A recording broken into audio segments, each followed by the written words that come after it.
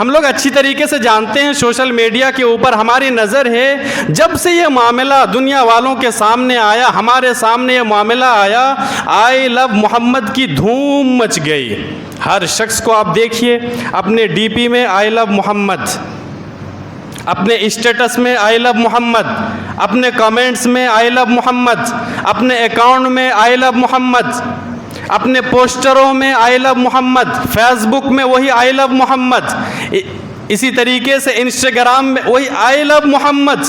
जगह जगह पोस्टर भी लगा रहे हैं, लोग नाराबाजी भी कर रहे हैं, एहतजाज भी कर रहे हैं। और हैरत की बात है और सही बात भी है कि कुछ हिंदू लोग भी मुसलमानों का साथ दे रहे हैं जमहूरियत को बचाने के लिए, गंगा जमनी तहजीब को बरकरार रखने के लिए हिंदू लोग भी साथ दे रहे हैं। मैं कहना ये चाहता हूँ कि आज ऐसा लग रहा है कि आई लव मोहम्मद का ट्रेंड चल रहा है, और ये ऐसा लफ्ज़ है कि बोलने में भी अच्छा लगता है, सुनने में भी अच्छा लगता है, लिखने में भी अच्छा लगता है, पढ़ने में भी अच्छा लगता है।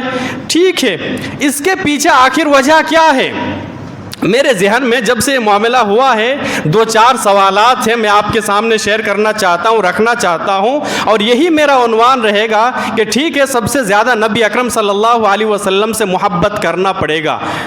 तो कहीं ऐसा तो नहीं है कि ये आई लव मोहम्मद की आड़ में कोई सियासी गेम या सियासी खेल खेला जा रहा है? ये मेरा पहला सवाल है। और हो सकता है ना, हो सकता है कि क्या कहीं ऐसा तो नहीं है कि आई लव मोहम्मद की आड़ में कोई सियासी गेम या कोई सियासी खेल खेला जा रहा है? ये पहला सवाल, इंशाल्लाह मैं जवाब देने की कोशिश करूँगा।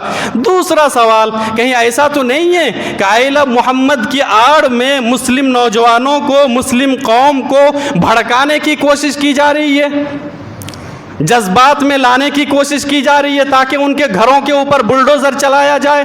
ये भी साजिश हो सकती है।